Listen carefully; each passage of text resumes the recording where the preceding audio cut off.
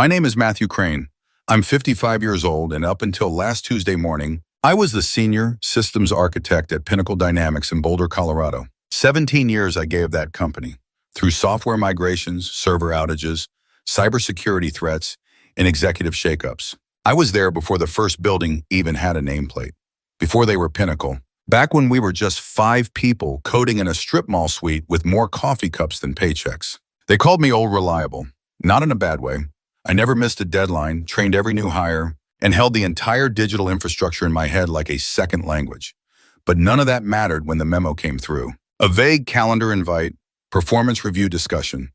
I'd had hundreds of those over the years. This one felt different. I walked into the office at 8:15 sharp.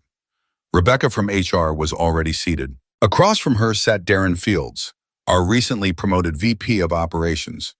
Young, crisp suit, expensive haircut, eyes like spreadsheets. He didn't even flinch when he delivered the news. We're eliminating your position, effective immediately. Please collect your belongings by noon. I sat there for 3 seconds, just long enough to absorb it. No questions, no scene. I nodded once. Understood. By 8:30, I was packing up my desk, 17 years reduced to a cardboard box, a framed photo of my daughter at her graduation, a ceramic mug that said Troll plus Alt plus Crane, and a faded Star Trek mousepad that always got a chuckle from the interns. Some folks looked up as I passed. Others quickly looked away, like I was contagious. I didn't blame them. Layoffs are like ghost stories in tech.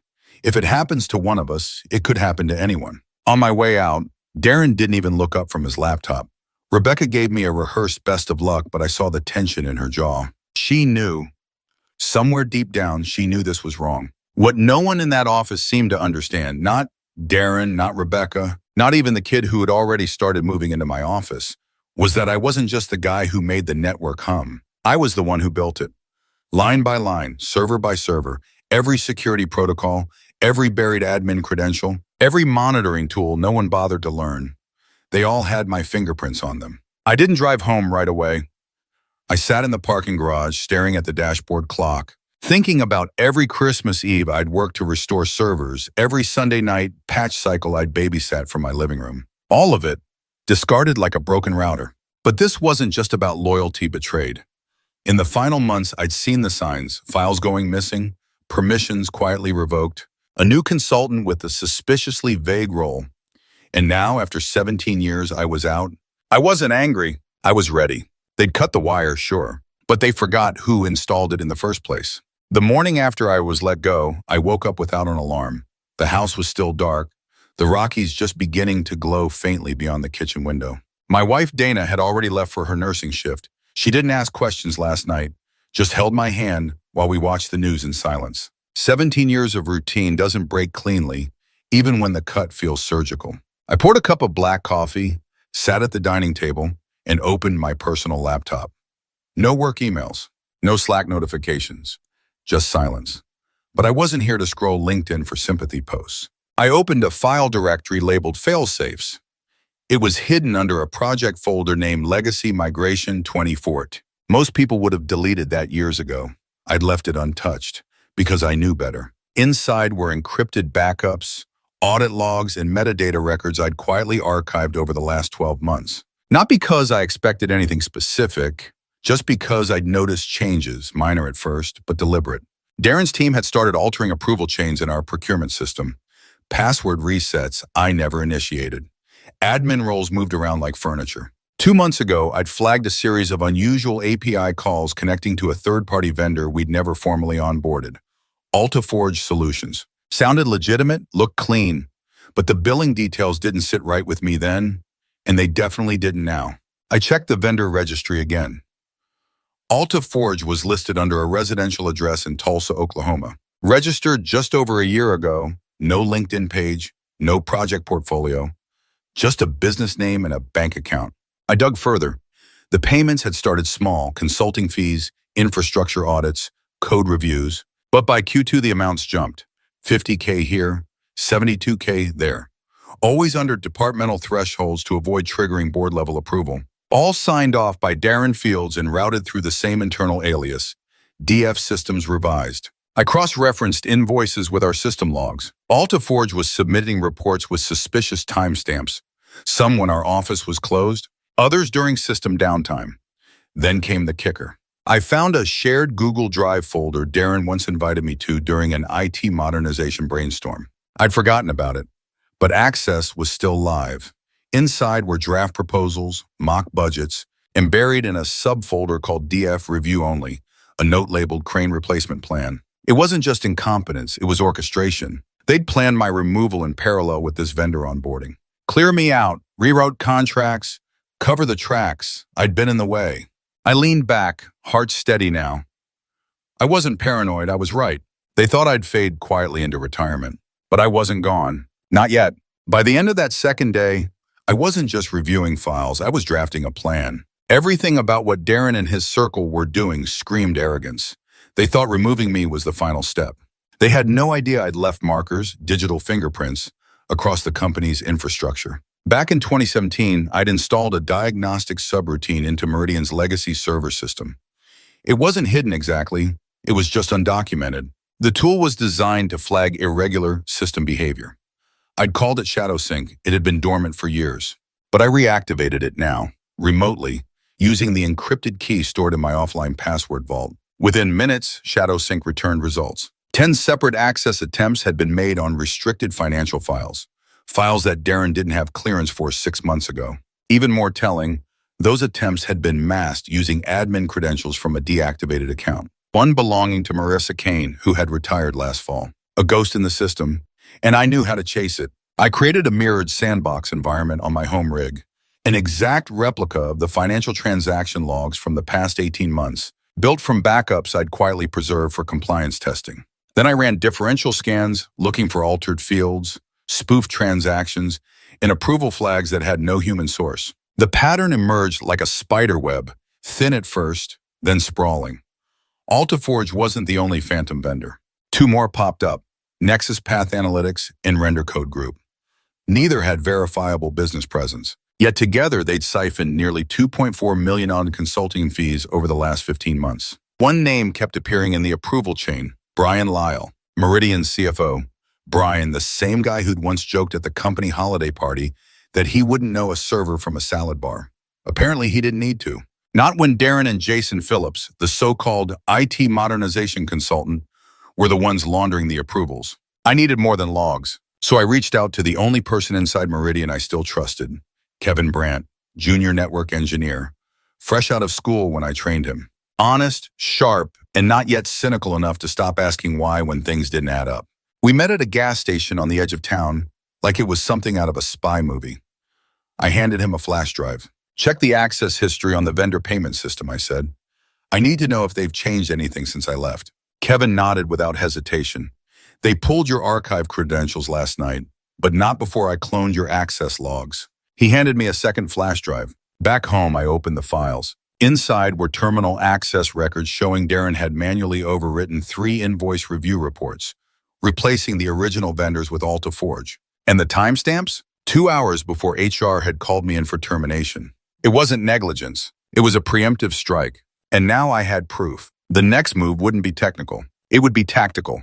By the time I finished scrubbing through the access logs Kevin gave me, my desk was covered in sticky notes, timestamps, and file cross-references. This wasn't just a case of sloppy bookkeeping. It was coordinated fraud. The kind of fraud that topples executives, maybe even companies. But I couldn't walk into a boardroom and scream it from the rafters. That would get me dismissed as a bitter ex-employee. No, this had to be cleaner, sharper, unignorable. I needed leverage. That started with confirming the scope. Over the next 3 days, I ran analytics against the metadata I'd pulled from our backup servers, comparing digital signatures, file hashes, and system footprints. The more I dug, the clearer it became. This wasn't a few manipulated invoices. It was a full-blown shell network of fake vendors. Payments had been authorized and routed with surgical precision. They always stayed just below the internal audit threshold, split across multiple cost centers to avoid raising flags. And every transaction, every approval, had Darren or Brian's fingerprints. But I wasn't alone anymore. Kevin began feeding me internal updates. Nothing risky, just enough to track shifts. Phillips installed a new firewall policy, he told me one night. Supposedly for security, but it locks out historical payment access, even for the finance team. That meant they were nervous. Good. I decided it was time to widen the circle. I called Elaine Monroe, an old friend from university, now working as a corporate fraud litigator based in Cincinnati. We hadn't talked in years, but when I described what I had and sent over the sanitized summary, her reply was immediate. This isn't internal mismanagement. It's felony-level embezzlement. Can I do anything without triggering a lawsuit, I asked. She paused. Document everything. Back it up 3 times. But do not confront them. Not yet. Let them make the next mistake. That mistake came quicker than expected. The following Monday, Kevin messaged me. Jason just announced the Q3 financials will be presented directly to the board. No IT input. That broke protocol.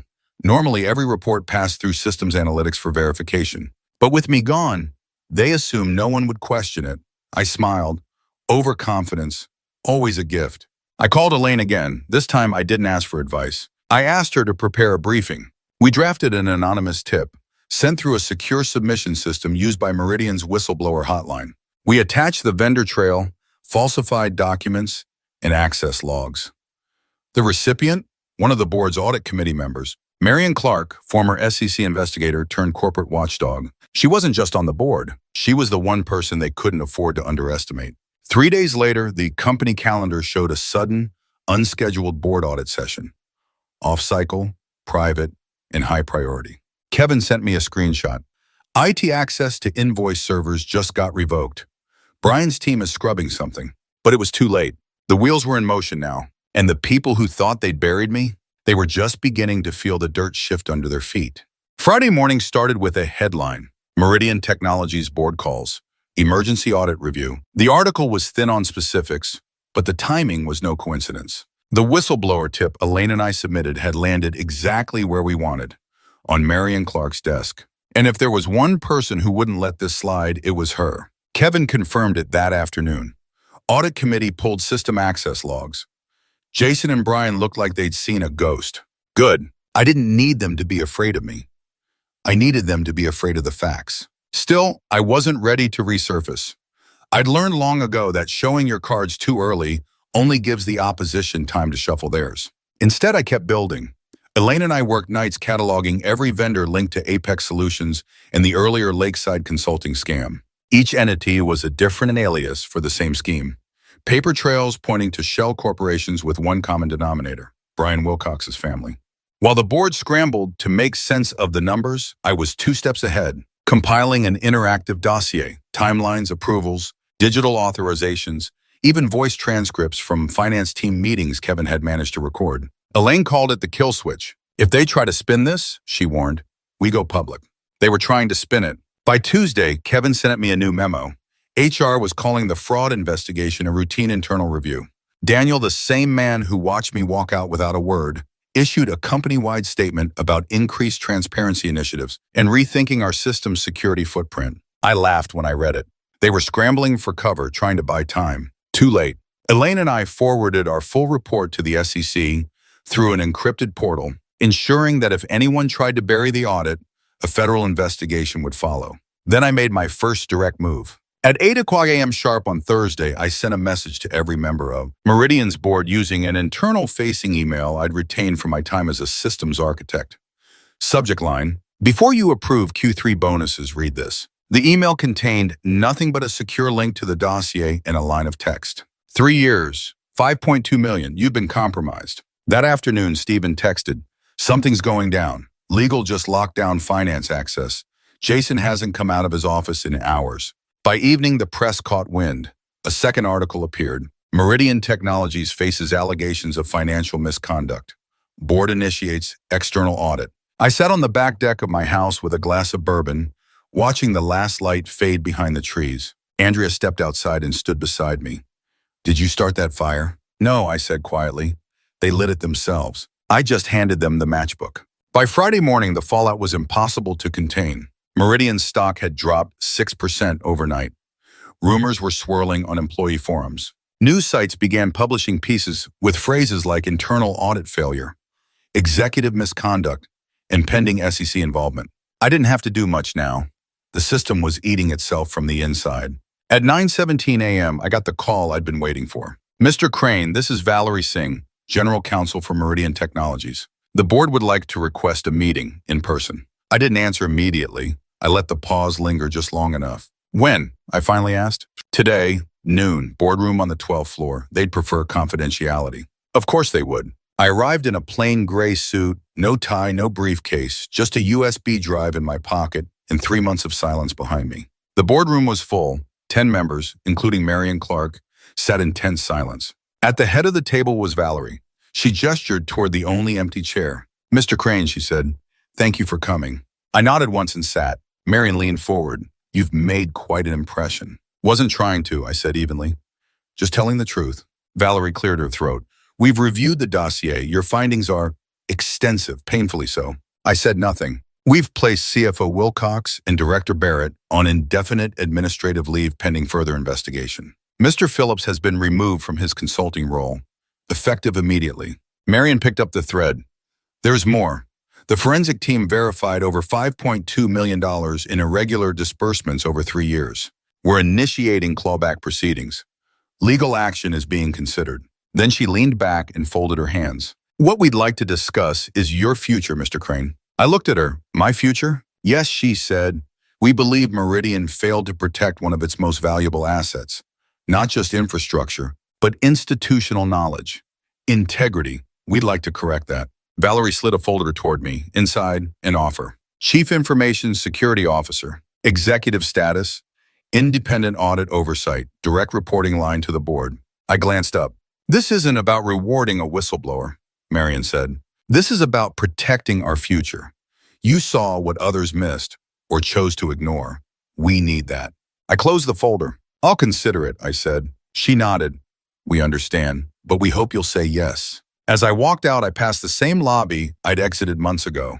Only this time, no one was watching to make sure I left. No badge to turn in, no box of desk trinkets in my hands. Just leverage. And the weight of a decision that wasn't about vindication anymore. It was about legacy. I didn't drive straight home after the board meeting. Instead, I took a long detour through downtown Columbus, letting the fall air drift in through the open window. I passed by the old train station, the coffee shop where I used to decompress between deployments, even the tech incubator where I once mentored a junior dev who now ran her own startup. Everything felt familiar, yet distant, like echoes from a former life. At a red light, I pulled out the folder they'd given me, Chief Information Security Officer. Nice title, strong authority, direct board access. It was everything a guy like me should want. But I wasn't that guy anymore, not entirely. This wasn't just a job, it was a message, an invitation to clean up the mess they'd ignored or enabled for years. I wasn't sure if I wanted the weight of that. When I got home, Andrea was on the porch reading. She looked up and raised an eyebrow. Well, they offered me a seat at the table, I said, sitting beside her. She sipped her tea, and they meant it. CISO, full control, oversight. They want me to help rebuild trust. She set the cup down, her expression unreadable. Do you want that? That was the question. The real one. Not could I do it, but did I want to? I went inside, booted up my laptop, and opened a blank document. Then I started typing. Conditions of return. Boss an independent audit team of my choosing. 2. Full budget control for security upgrades. Authority to veto vendor contracts that don't meet compliance. 4. Whistleblower protections for my team. 5. Direct reporting line to the board only. No executive interference. 6. A 6-month review clause. My terms stay or I walk. 7. All final. No edits. I sent it to Marion with a simple subject line. My terms. The reply came less than 4 hours later. 1 sentence. Approved. We'll see you Monday. That night, I stood in the garage looking at the box of old Meridian documents I'd kept after being fired. For 17 years, this company had been my second home. And now I was being asked to tear it down and rebuild it. Carefully, intentionally, not with resentment, but with clarity. Andrea appeared in the doorway. You gonna keep those? I nodded. They're not memories, they're reminders. She smiled faintly. Just don't let them weigh you down. I reached for the lid and closed the box. Not this time, I said. Monday would be the beginning of something new. Not a comeback, a reconstruction. Monday morning arrived without fanfare. I woke up before my alarm, brewed a pot of coffee, and stood in front of the mirror adjusting my tie. The same one I wore on my first day at Meridian 17 years ago. It still fit. The difference was, so did I. When I stepped into the building, on the side of the building, the security guard at reception stood a little straighter. "Welcome back, Mr. Crane," he said, handing me my new badge. This one didn't say systems analyst. It said CISO, black letters on a silver plate. The elevator ride up to the executive floor was quiet. I'd never been to the top level before. Never had a reason to. But now it was mine to walk. Inside my new corner office, the view stretched across the Columbus skyline. Below, the teams I once quietly supported were already at work. The hum of the servers, the click of keyboards, familiar music. But this time I wasn't playing in the background. I was conducting. The next weeks were a whirlwind of audits, system reviews, restructuring meetings. True to their word, the board gave me full clearance. Jason Phillips was gone. Brian and Daniel were both awaiting trial. Well, the old culture, one of silence and self-preservation, was beginning to crumble. But it wasn't enough to expose corruption. You had to build something better in its place. So I did. I promoted Stephen, the junior analyst who once asked me how to write an incident report, to lead our threat response team. I gave the compliance unit actual teeth. I created a standing policy that any employee, no matter how junior, could escalate security concerns to my desk without fear. And then I rewrote the internal training manual from scratch. Not just the technical stuff, but the values that mattered. Transparency, accountability, quiet integrity. One day, Andrea visited the office. She stood in the doorway of my glass-walled office, watching me scroll through a firewall audit. "Does it feel worth it now?" she asked. I leaned back and nodded. "Not just because I got justice," I said, "but because I know now it wasn't just about what they did to me. It was about how I responded." And that was the core of everything. Lesson 1, loyalty doesn't mean silence. If you love something, a company, a community, a team, you fight to make it better, not just to keep it together. Lesson 2, power isn't always loud. Sometimes the most dangerous person in the room is the quiet one. The one watching, documenting, remembering. The one who waits. Lesson 3, rebuilding doesn't mean going backward. It means using what you know. Every mistake, every failure, every betrayal, and forging something stronger. 6 months later, Meridian was no longer the same company. But then again, I was no longer the same man. People still asked me how I managed to keep it all together after being blindsided. My answer was always the same. I didn't burn the bridge. I rebuilt it with steel. And the next time someone thought they could cross me and not look down, they'd see the new foundation and think twice.